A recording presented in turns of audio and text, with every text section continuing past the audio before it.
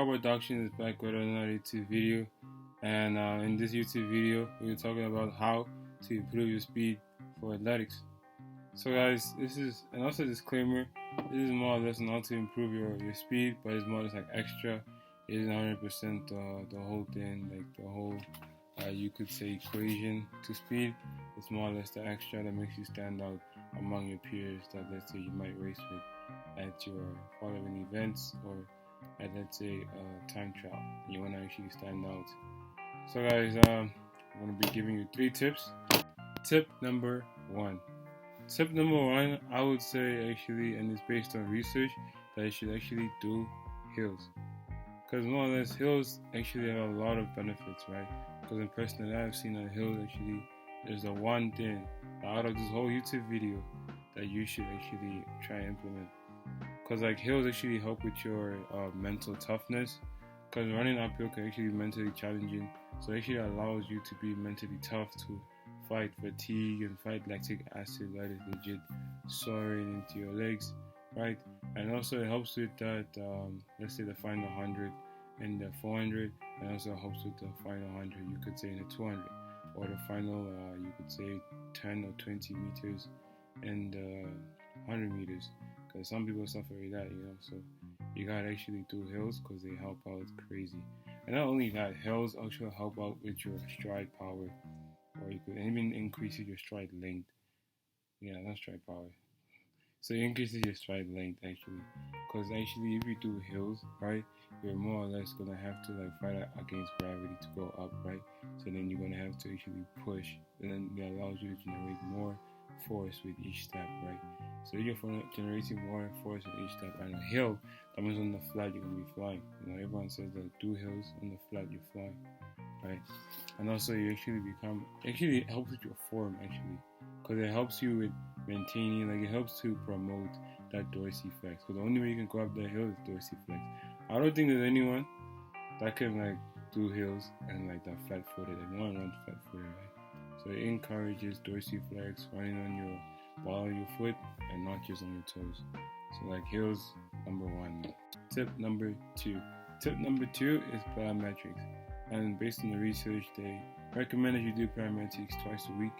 But plyometrics legit, it builds speed and strength with quick, powerful movements. And personally, I have seen it because I used to do. I don't have a equipment for like a box jump, but I have like a couple of stairs where I just jump. It's like three flights of stairs, but it's like you could say it's like kind of like they call it broad jumping. So it's a mixture of broad and vertical jumping, right? So like I jump those ones, and I have seen that it helps with long jump. It also helps with your speed, and also helps with hurdles. So like it's key for all sports actually. And like there's some examples that you can actually do, because legit they said that it also like the ability to perform both broad and vertical jumps is the best predictor of top speed. So like, if you can, like you see Noah Lyles, the way he jumps so high, and you say like, whoa, he jumps high. Maybe he was too high jump, but no, it's because of he had worked on those plyometrics, and also he has that you could say that force that he can apply on the ground. Because that's why he has actually more top speed. If you look at Usain Bolt, like when he broke the 200 meter record, his top speed at the last 100 was crazy, right? And plyometrics actually help in gaining and actually helping you that top speed, because also helps you cadence. So now we're going on to tip number 3: time yourself. This is a tip that is most of the time it's like underrated. Like timing yourself is key, because like if let's say you're doing a high intense training session, then the timing yourself is key. You can even mix this with the hills. You can time your hills just to see how fast you're going, so you can have something to aim for. Because if you're training alone, that can actually push you to run your best. I wouldn't say like 100% like your best, but to be your best at that moment. Because I've seen that running alone and running with people is 2 different things. Like I saw that when I was running alone, I'll run, let's say on hills 60 meters. I'll run like what was it? I run like you could just say 8, for example. So I run at 8 when there's no people. When there's a car and I'm racing the car, right, and it's going like slow, like it's sticking with me, and it boosts at the end.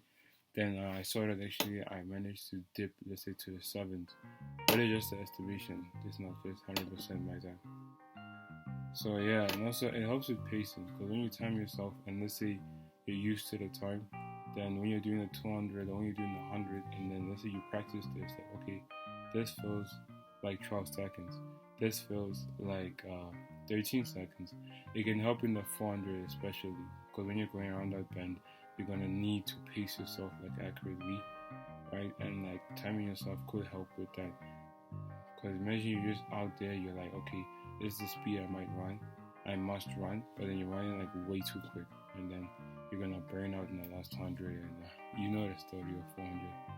It turns into a nightmare. If your strategy is horrible, 400 can turn into a nightmare real quick. Alright, now on to a bonus tip. You see, I'm so generous, bro.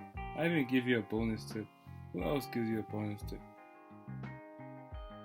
So now we're going on to the bonus tip, which is like while actually training and while doing all this extra training, which it is. I don't know why I did that. But extra training, I recommend that guys you listen to your body and you feel like how is your body today? How are you actually feeling? Are you feeling okay? Are you feeling like you can do it?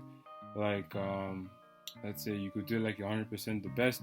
If you can't, then I recommend that Friday you take some rest off and like you listen to your body, because it's key.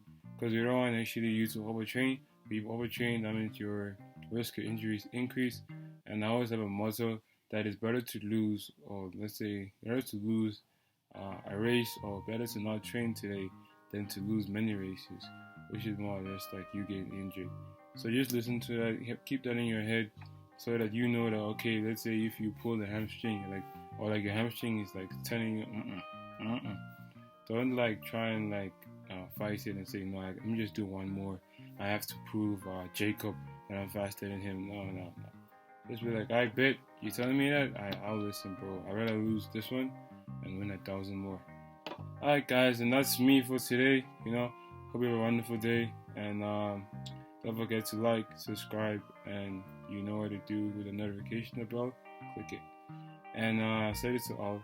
And also, I post every Friday, so keep notice of that, so you can actually check my new videos. And if you click the notification bell below, then you actually know when I'm posting, and you get notified whenever I post any shorts. I might post shorts coming on now, so watch out for that. See you guys.